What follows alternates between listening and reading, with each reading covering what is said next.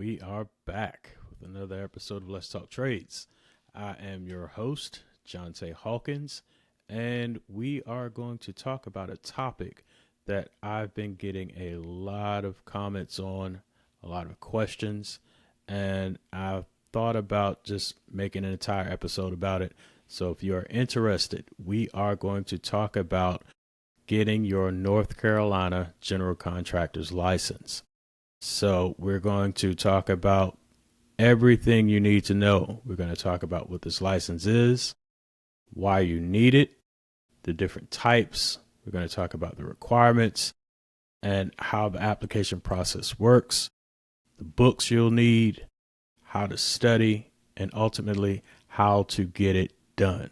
So, like I said, I am licensed in North Carolina. I am a licensed building contractor. We'll talk about the different classifications.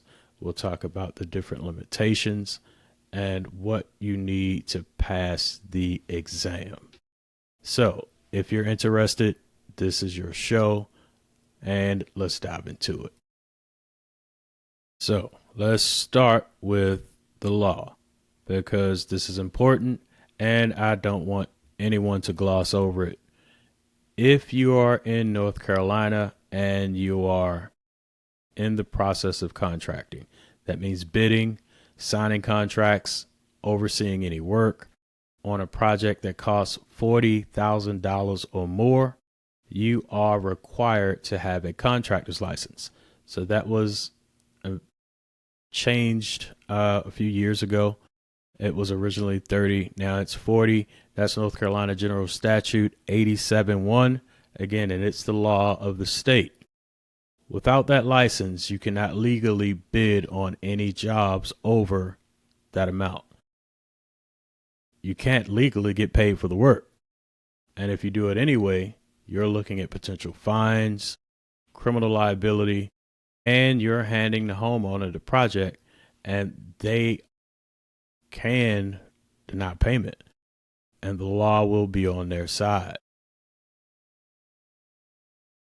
All right, so let's talk about the actual license itself, because there are not just one. There are 3 different types, and then there are 3 different levels within those types. And if you go into this process not understanding the types and the limitations, you can end up licensing the wrong thing or limited in ways you didn't expect. So we're going to lay this out clearly. In North Carolina, there are 3 limitation levels. First, you have the limited. Again, that is the contract projects up to $750,000 per contract. That is the license that I carry. Now, $750,000 sounds like a lot, and it is. But if you're getting into commercial construction, you may need to bump it up to the next level. And that's what the next step would be, is the intermediate.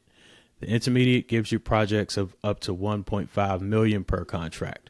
You have a little bit more capacity, more opportunity, but with that, you also have more responsibility. And then you have the unlimited. So with the unlimited license, you have no cap. You can bid any size job. If you want to bid on a $50 million project, there's no reason why you couldn't do it. So the unlimited is where you want to be if you're going to build some serious commercial or industrial type projects. So now, beyond the limitation levels that we talked about, we're going to talk about the classifications. So first off, you have your building contractor. That's what I have. So I am a licensed building contractor in the state of North Carolina with the limited license. So when we talk about building contractor, this is going to cover commercial, industrial, and public buildings.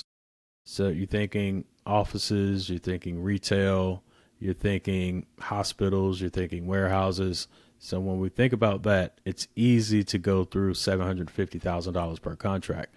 But this also covers residential. So when we're talking about that, it covers the residential, but they also have a residential subclassification. So this is for the contractors who are specifically just doing residential construction. So you can build single family homes, you can build townhomes, any type of residential work that would work for you as well. So we also have the highway contractor. This covers road grading, site work, any type of earth moving. If you're moving dirt, doing DOT projects, this would be the license for you. And you also have the public utilities. This is specifically for water, sewer, gas lines, any type of utility infrastructure. If you're thinking underground, like municipal systems, you're going to keep water running, you're running gas lines, that would be the license that you would need. And finally, we have specialty contractors. If you're just doing concrete work, you're doing roofing, or you're doing other smaller niche subcategories, you can get this license. And if your entire, again, just built around one specialized trade, you can get that specialty contractor license. But the building contractor actually covers all of that except for the public utilities contractor. You're doing state work, you're doing work for the utilities. They're going to require that separate certification, that separate license.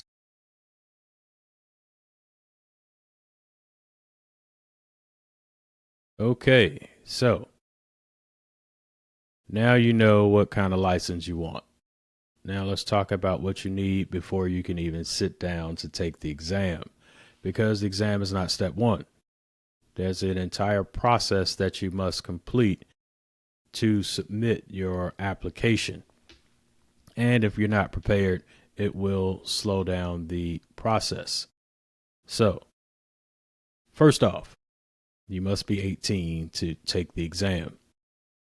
So, if you're under 18, you're listening to this, I see you. I respect the hustle, but you have to do your homework first. Once you turn 18, message me and we'll walk through that process. I'll be around. So, second, the North Carolina Licensing Board for General Contractors. We're going to call this the NCLBGC moving forward. As North Carolina Licensing Board for General Contractors, there's a lot to say every time I need to talk about the NCLBGC. So, we're going to talk about them. You are required to demonstrate good moral character. That will consist of reference letters. Also, it will be a background check and fingerprinting. So, having a criminal record doesn't disqualify you. So, it's my understanding that it's a case-by-case basis, but don't try to hide it.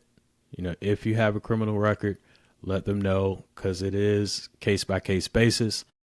Be upfront and be honest about it. They can deal with the honesty, but they can't deal with lies and deception. And third, and most important, in North Carolina, you have to show financial responsibility. When we say financial responsibility, they're talking about working capital. So you do need to have a minimum amount of working capital liquid that you can prove to qualify to take the exam. So with the limited classification, you must have $17,000 in working capital. Or you can get a surety bond to take the exam. For the intermediate, it is $75,000, or again, you can do the surety bond. For the unlimited, you must have $150,000 in working capital. So when we talk about the working capital and having these documents together, it's one thing that I've seen a lot of people get caught up on, because the smaller contractors, they'll have the money, but they don't have the documentation in order to prove it. My recommendation would be to hire an accountant and make sure you have everything together. The application process does have a small sheet that can prove your net worth, but if you are audited or your application gets pulled and you have to verify, you need all of those documents together to even submit for that application. So my recommendation would be, if you're thinking about it, to start that process now, because it may take some time for you to get all of your documents together to make sure you have everything you need to submit to the board. And one thing we didn't cover was the qualifier. So the qualifier is a specific concept in the North Carolina contractor's license, and it matters. So the qualifier is the person who will take the test. So if you are qualifying your company, or you will be the license holder for the business license. So you would be the qualifier, you would take the exam, and you would qualify the company. So the qualifier would be the licensed individual, but the qualifier must have 2 years of verified construction experience in the classification they're applying for. So if you're going for the building classification, you must have 2 years verifiable experience. It gets documented, and that gets submitted along with the application. So, and finally, we have the application fees. So the application fees aren't ridiculous. It's not real expensive, but it is $75 for the limited license. It's $100 for the intermediate and $125 for the unlimited. That's just the application fee. So we're going to talk about the exam fees. The exam fees are separate because there is a third party company that does the testing, and we'll get to that a little bit later. Takeaway from this is to make sure you start with the process now of getting all of your documents together, get your experience documented, get your finances organized, get your references, make sure you have your moral character, your background check, your fingerprints. All of that stuff is required to submit your application. All right, so let's walk through the process. So we have all of our paperwork together, we have our affairs in order, and it's time to start the application process. Step 1, we're going to go to nclic.org and submit your online application to the NCLBGC, the North Carolina Licensing Board for General Contractors. Their physical address is 5400 Creedmoor Road in Raleigh, 27612, and the number is 919-571-1483. Save that number, write it down. If you have any questions during that process, call them. They'll be happy to help you walk through that process.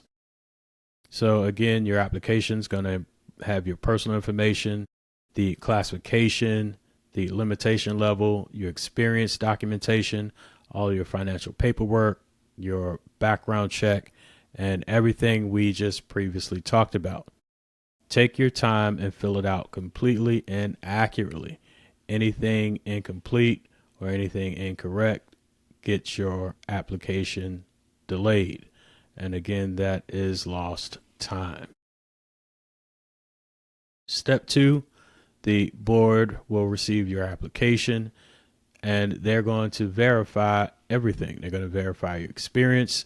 They're going to check your background. They're going to review your financials and determine whether you're eligible to take the exam. This takes time. And I think the process for me was months, maybe 6-7 months before everything came back for me to be qualified to take the exam.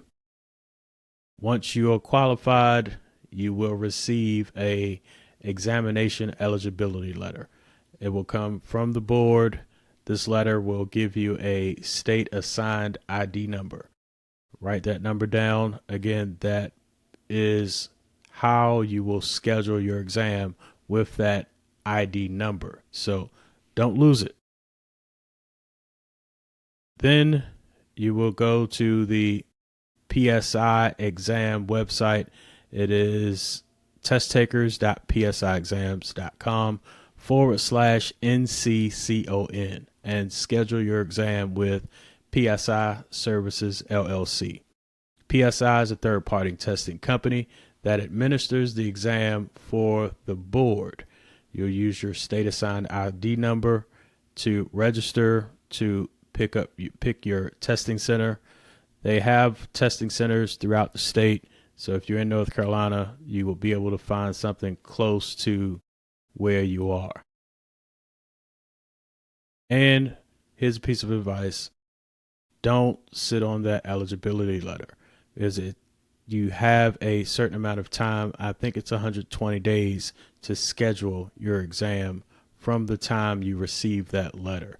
So don't wait weeks. Try to get it scheduled as soon as possible. Once that's done, you have your test date. You show up, take the exam, pass it, and you're good to go. But after that, once you pass it, that's when you will get the letter with your official license number, and that is the beginning of the next chapter. Now we're going to talk about the exam itself, because understanding what you're going to walk into first prior to being ready for it will have you prepared. Like I said in the previous section, the exam is administered by PSI, and it's on the computer at one of their testing centers. The exam fee for the licensure exam is $110. So again, it's computer-based, no paper, no pencils. It's all on the screen. PSI has locations across the state. So again, it should be one reasonably close to you. So let's talk about what the exam actually has. So you're going to have some practical application of contracting knowledge. You will have plan reading and specifications. You're going to have North Carolina State Building Code. You'll have some cost estimating where you run a few calculations. You'll have construction ethics. That is how you run your business ethically. Contract responsibilities to the public. You're going to have all of the North Carolina laws related to contracting, construction, and liens, and some knowledge of the Sedimentation Pollution Control Act. And all of this is in the books, and we'll talk about the books in a second. But when we take the contractor exam, it'll be two main portions. You'll have business and law, which will be 100% North Carolina business and law. And then you'll have a trade and technical section, which is specific to your classification. So if you're taking the building contractor, you'll take all of the subspecialties plus some building contractor information on that exam. See, and if you're going for the highway, that's all will be on the exam is, highway work. So this is something that I talked about a little earlier. The exam is open book, but you will not be able to finish in time if you attempt to find every question in the books. So the books are allowed to be tabbed, they're allowed to be highlighted, but you cannot have any handwritten notes in your book. So my recommendation would be to purchase the books and tab them, highlight them, familiarize yourself with the sections of the book that are tabbed and highlighted so you'll know how to navigate the books when test time comes. The passing score is 70. You'll receive that immediately. Once you hit 70, the test stops. So you'll walk out there knowing whether you passed or if you failed. And again, that is a pretty good feeling because as soon as you hit that 70 mark, the test done. It tells you you passed and you're good to go. One of the things that I want to stress is the North Carolina business law. So there's an entire section that covers the business and law section. And if you've been in the trades and you haven't done the business side of contracting, go through that book, because there's a lot of information where it talks about tax codes, talks about workers' comp, talks about liability. And if you don't have any experience in it, it will catch you up. So make sure you grab that book, you look through it, you know all the stuff. It talks about federal taxes also. So you do need to familiarize yourself with that, because that is a considerable amount of questions on that section for the North Carolina business law. Now let's dive into the books. And before I get to the list, let's just say the first time I saw everything I was supposed to bring to the exam, it was at the time, I think it was 7. And I thought that was a lot until I took the NASCLA. And we'll talk a little bit about the NASCLA, but I'll do NASCLA in a totally separate episode, because it's a beast on its own. And what I did is I took NASCLA and Georgia business law at the same time. So we'll talk about that process and how I managed to navigate through that. But the specific books that you'll need for the building contractor, that's what we're going to focus on here. The North Carolina building contractor exam is, first, you're going to need the North Carolina State Building Code. Again, right now it's based off of the 2018 code, which adopts a lot from the 2012 International Building Code with some North Carolina amendments.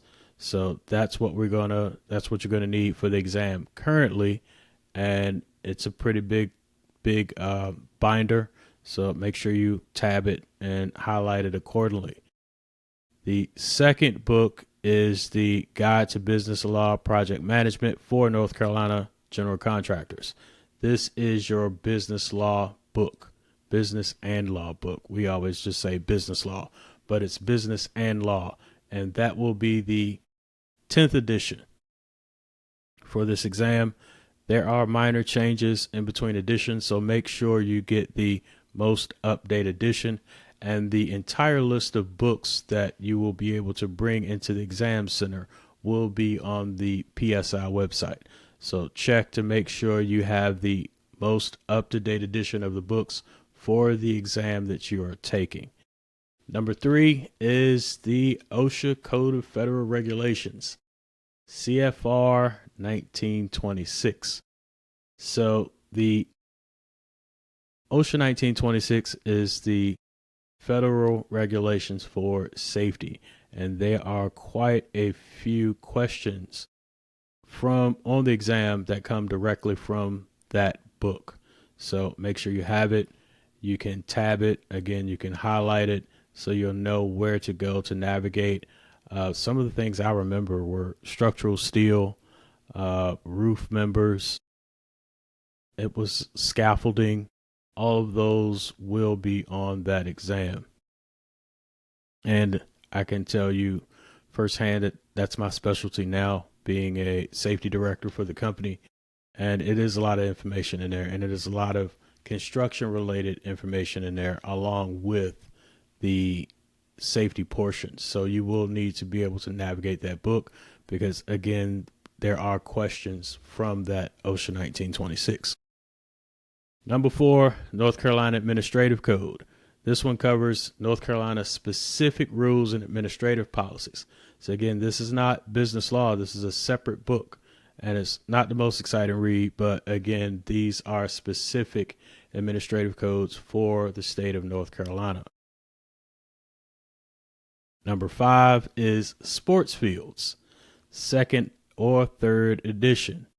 Now, hey, it does show up in the exam. So make sure we tab it and keep it handy.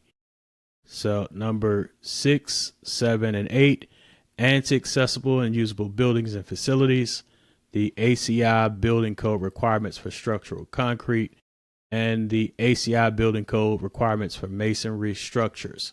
So these are provided at the testing center, but I would recommend you buying your own so you can make sure you have it tabbed and highlighted before you get to the testing center. Because that's another thing that they're going to do when you come in. You give them your books, they'll flip through it, make sure you don't have any handwritten notes in there, and highlights are okay. And again, the permanent tabs are okay.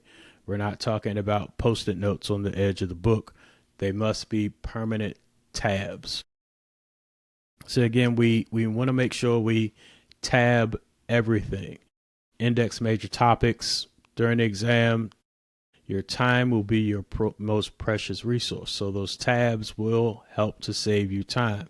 You should be able to go to any major topic right from that tab, and then you can look through your highlights and you'll be able to locate pretty quickly what you're looking for.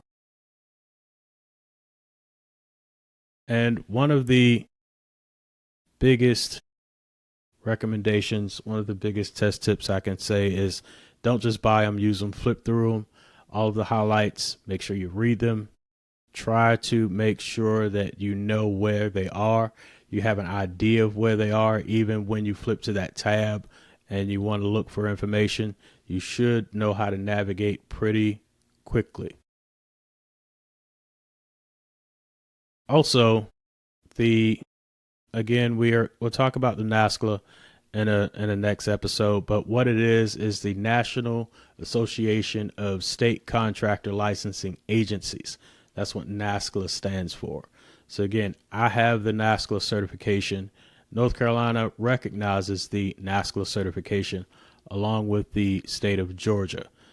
South Carolina did not recognize NASCLA, if I'm not mistaken. They may do now, but when I was working through those processes of getting applications, they didn't.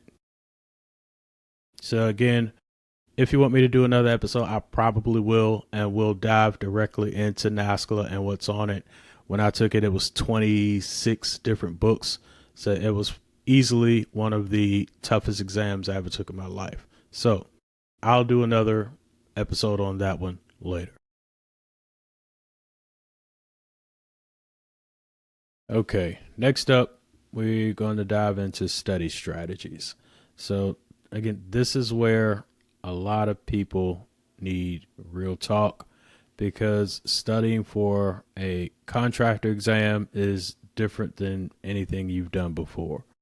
You're not memorizing formulas like you did in school. And again, the ability to navigate through these reference books will make or break you in this exam, and it kind of takes preparation. So some of the things that actually work: the PSI exam bulletin, again, is free. You download it. It tells you exactly what the topics are going to be. I think it used to tell you how many questions may be in each section, but we definitely need to take a look at that and take a look at that thoroughly, and it'll give you ideas of what you need to do to pass the exam. Next up, you want to treat the content outline like a study roadmap. You want to go through topic by topic, find where the topic lives in the book so you'll know how to navigate it when you are in there taking the exam.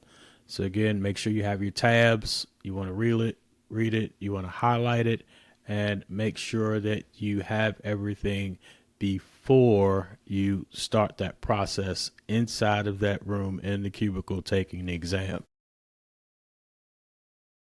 Also, you can take practice exams. So PSI, contractor exam prep, these companies that sell the books, they'll sell you the tabs, they'll tell you where to highlight, and you can take practice exams on their website. So if you get something wrong, you can go find it in the book, highlight it because it may be on the exam.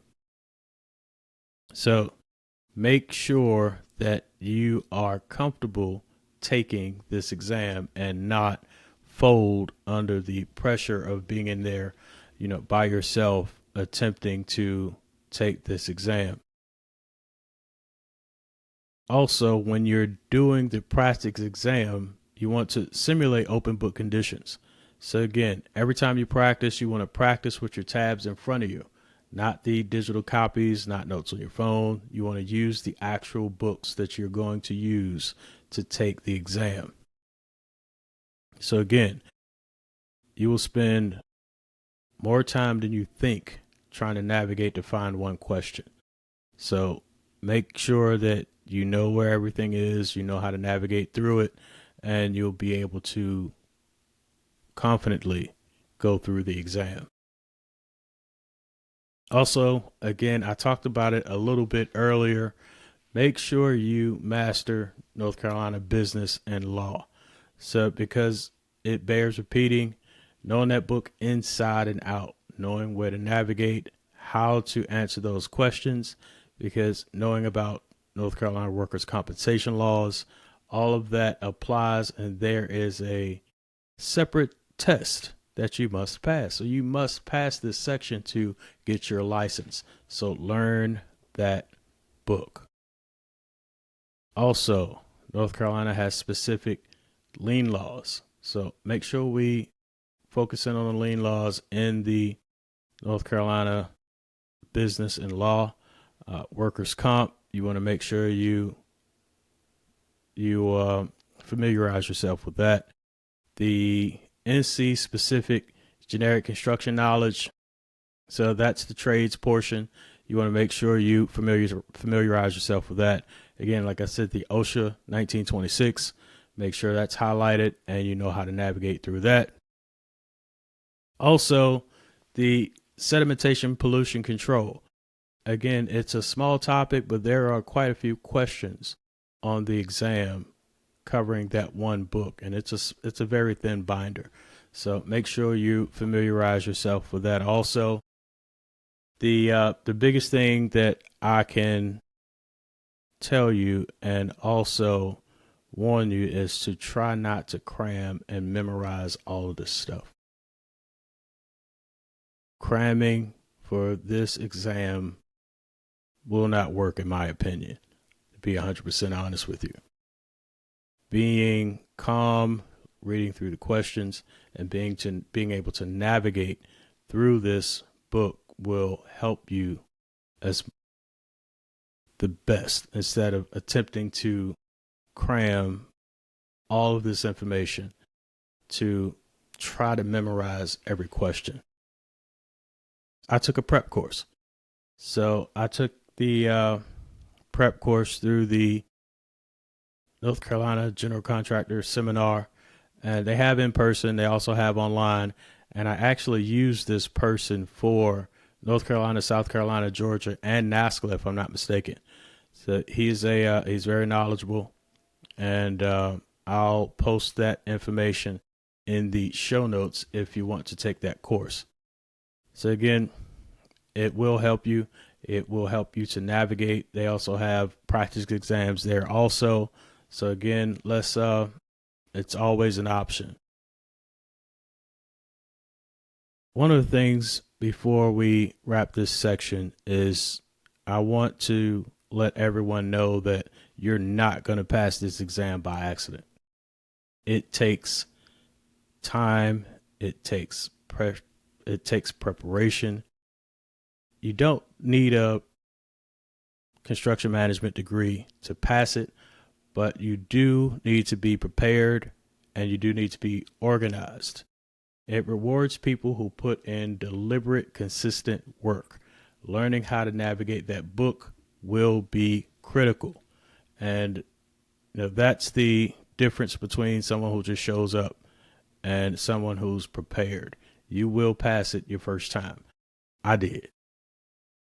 You've studied, you tabbed your books, you've done the work.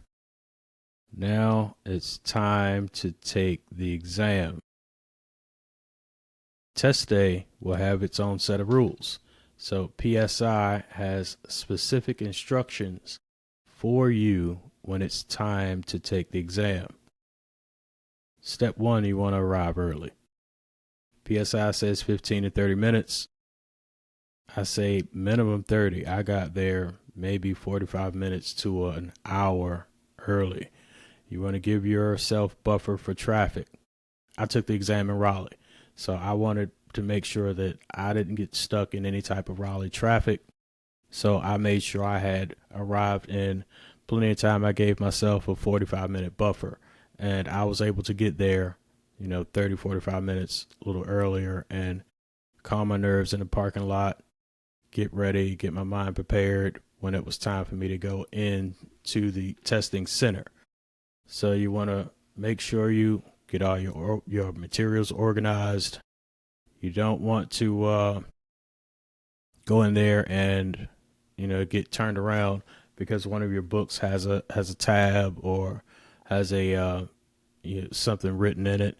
So you want to make sure you have everything and you're organized, because you will not get a refund if you are denied entry into the testing center. So something to keep in mind: you will need 2 valid forms of ID. One must be government issued with both photo and signature. Again, your driver's license or passport. Make sure you have both, because both works. Your books need to be pre-tabbed, organized. No loose papers. Again, no handwritten notes. Clean tabs, highlights only. You know this already, so make sure it's together, ready to go. You want to dress comfortably. You will be in that chair for hours, so make sure nothing's going to distract your focus. Make sure you're comfortable, but make sure you're business casual. They will deny for dress code violations. You're going to prep. Make sure you eat, because you're going to be in there for hours. So I would recommend making sure we have a good breakfast, the blood's flowing, your mind's sharp, and we're not talking about a bag of chips and an energy drink, right? You want to make sure that you are your best self when it's time to take this exam. Now, when we get in there, we're ready. Go through the computer tutorial. PSI give you a walkthrough of the testing software before the real questions start. So get comfortable with how it navigates, how to flag questions to review to go back.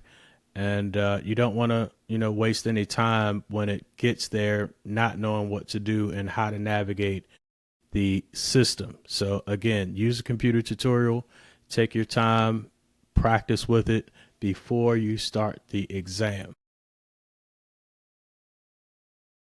One of the things I recommend is going through all of the questions. Going through all the questions, answer as many as you can without navigating through the book. If you can't answer it, flag it, keep it going. Flag it, keep it going.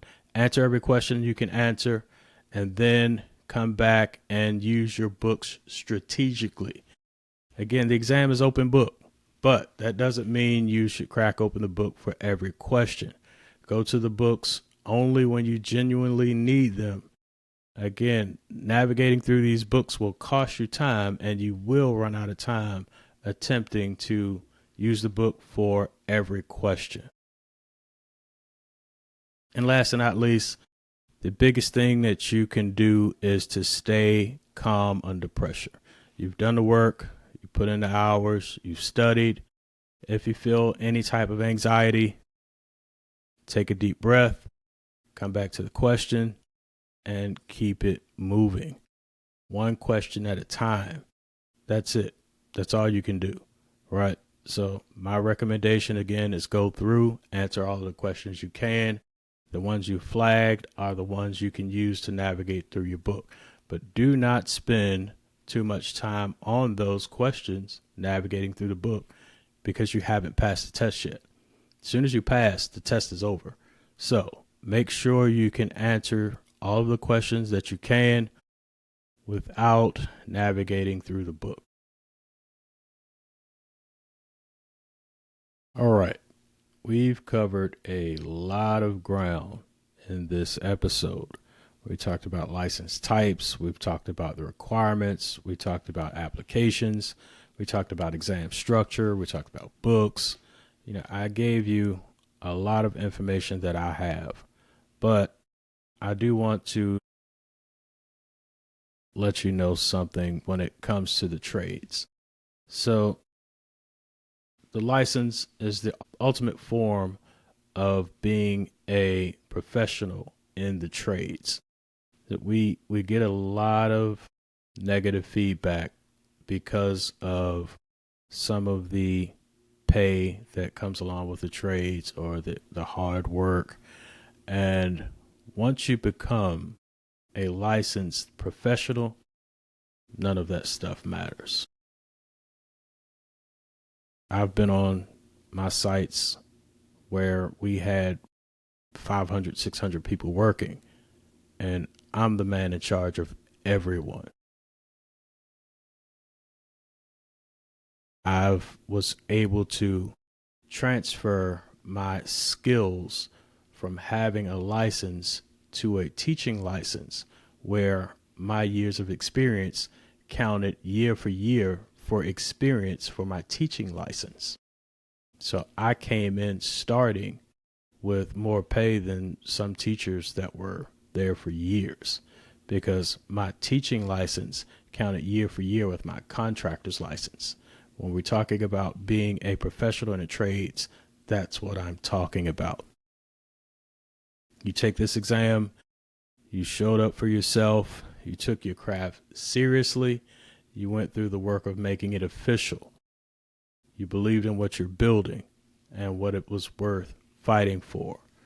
And that is the ultimate form of turning the trades into a lifestyle and a profession.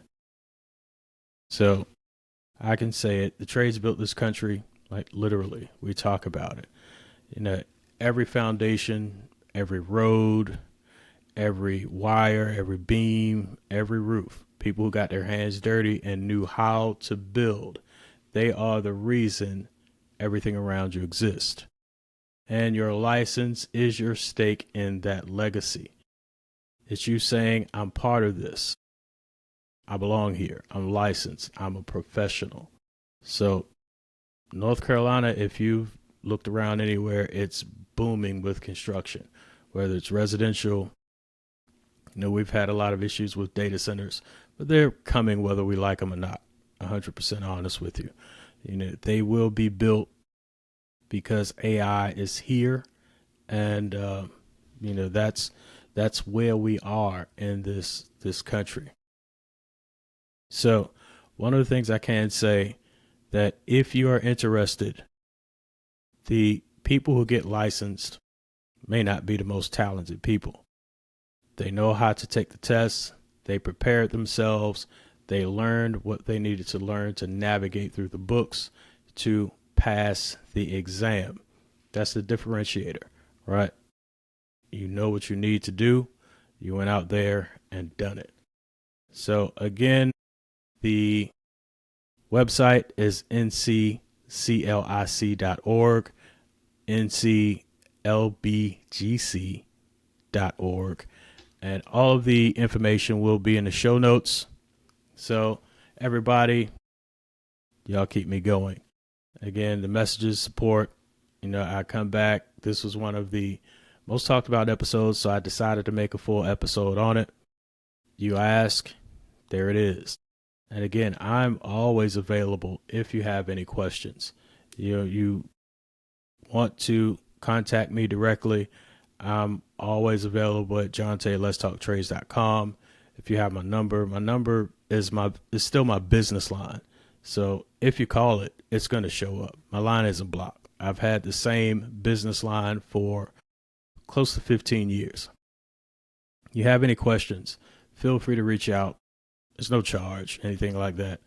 I have no issues answering any questions you may have. So, as always, we're going to wrap it here.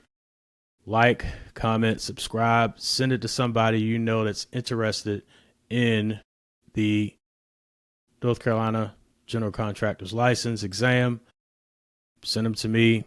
Send them this episode. Like, comment, subscribe, share it, and let's continue to talk about it.